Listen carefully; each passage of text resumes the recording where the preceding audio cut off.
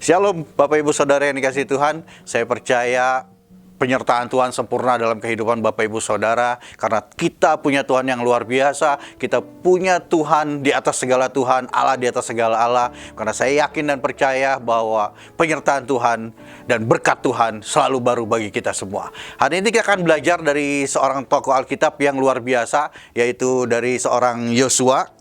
Kita akan baca dari ayat Yosua 24 ayat 14 dan 15. Saya akan bacakan. Yosua 24 ayat 14 sampai 15. Oleh sebab itu, takutlah akan Tuhan dan beribadahlah kepadanya dengan tulus ikhlas dan setia. Jauhkanlah Allah yang kepadanya nenek moyangmu telah beribadah di seberang sungai Efrat dan di Mesir, dan beribadahlah kepada Tuhan. Ayat 15. Tetapi jika kamu anggap tidak baik untuk beribadah kepada Tuhan, pilihlah pada hari ini kepada siapa kamu akan beribadah. Allah yang kepadanya nenek moyangmu beribadah di seberang sungai Efrat, atau Allah orang Amori yang negerinya kamu diami ini. Tetapi aku dan seisi rumahku, kami akan beribadah kepada Tuhan. Puji Tuhan, kita belajar dari seorang Yosua. Bapak Ibu Saudara yang kasih Tuhan, di Yosua 24 ini adalah pembicaraan pidato terakhir Yosua dengan bangsa Israel, di mana Yosua yang sudah memimpin bangsa Israel melanjutkan titah dari Musa. Beliau Yosua yang membawa bangsa Israel masuk ke tanah perjanjian.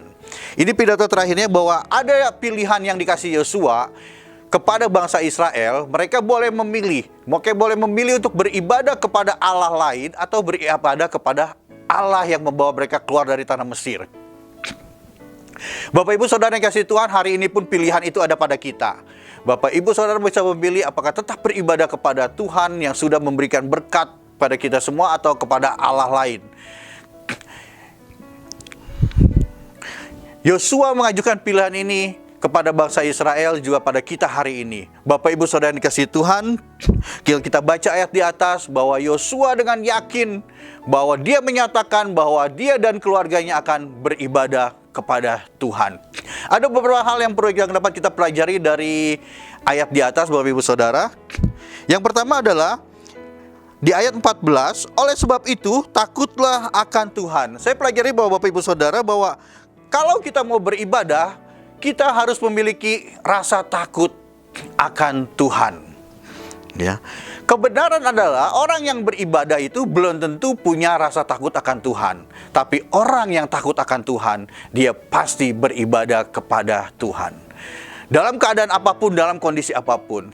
Alkitab mencatat bahwa Daniel begitu setia, begitu takut akan Tuhan, dia beribadah kepada Tuhan. Walaupun ada ancaman, dia akan dimasukkan ke gua singa. Tapi Daniel tetap beribadah kepada Tuhan. Banyak contoh Alkitab yang mengajarkan kita orang-orang yang takut akan Tuhan, beribadah kepada Tuhan dengan sepenuh hati, bahwa Tuhan pasti bela. Yang kedua, Bapak Ibu Saudara, kita pelajari dari ayat 14. Dan beribadahlah kepadanya dengan tulus ikhlas. Jadi beribadah kepada Tuhan juga harus dilakukan dengan rasa tulus ikhlas. Orang yang tulus, Bapak Ibu Saudara, itu adalah orang yang dengan rela melakukan apa yang Tuhan perintahkan.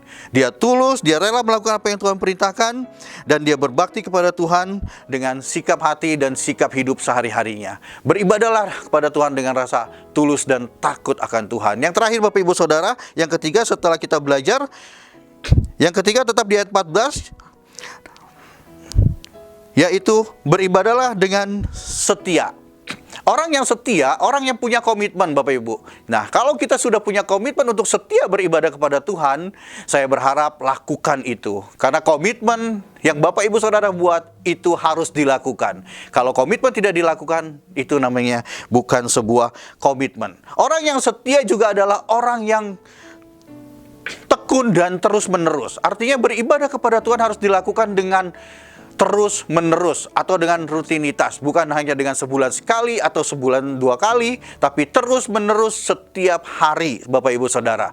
Dan yang ketiga adalah orang yang beribadah kepada Tuhan yang setia adalah yang menjadikan gaya hidup ibadahnya itu gaya hidup sehari-hari. Jadi ibadah kita bukan hanya ibadah di gereja, tapi ibadah kita adalah kehidupan kita sehari-hari. Apa yang orang bisa lihat lewat kehidupan kita, sehingga kita boleh menjadi berkat bagi banyak orang. Terima kasih Bapak Ibu Saudara, kita akan satu dalam doa. Bapak, kami mengucap syukur, terima kasih buat semua yang sudah Engkau kerjakan dalam hidup kami.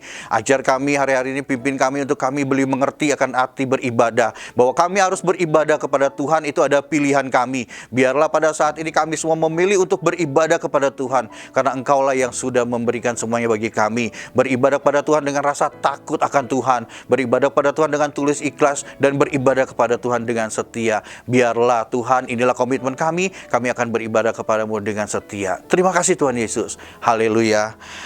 Amin. Marilah beribadah kepada Tuhan dengan setia, karena berkat Tuhan disediakan bagi kita semua. Terima kasih, Tuhan Yesus memberkati.